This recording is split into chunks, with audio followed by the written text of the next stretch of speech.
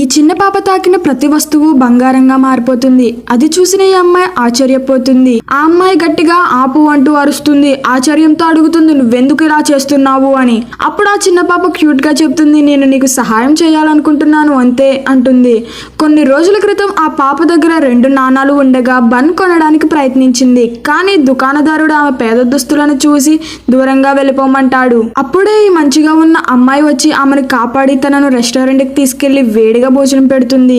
అప్పుడు ఆ చిన్న పాప అడుగుతుంది, ఇక్కడ ఎందుకు ఎవరు లేరు అని అంటుంది. అప్పుడు ఆ అమ్మాయి బాధగా చెబుతుంది, ఇది నా రెస్టారెంటే, కానీ బిజినెస్ బాగోలేదు, త్వరలోనే మూసేయాల్సి వస్తుందేమో అని అంటుంది.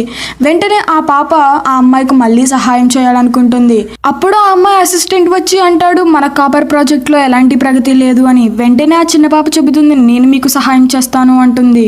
అప్పుడు అక్కడికి ఒక ఆయన వచ్చి, ఇంకా కాపర్ తవ్వుతున్నారా, బుద్ధి లేదా మీకు అని అంటాడు. అప్పుడు ఆ చిన్న పాప అంటుంది, ఇక్కడ కాపర్ కాదు బంగారం ఉంటుంది అని. అప్పుడు విన్న వాళ్ళందరూ కూడా నవ్వుతారు. చిన్న పాప నెమ్మదిగా నేల తాకి ఇక్కడ తవ్వండి అని అంటుంది. అందరూ షాక్ కి గురవుతారు, ఎందుకంటే అక్కడ నిజంగా బంగారం గని దొరికింది. మరిన్ని ఇంట్రెస్టింగ్ వీడియోస్ కోసం ఈ ఛానల్ ని సబ్స్క్రైబ్ చేసుకోండి.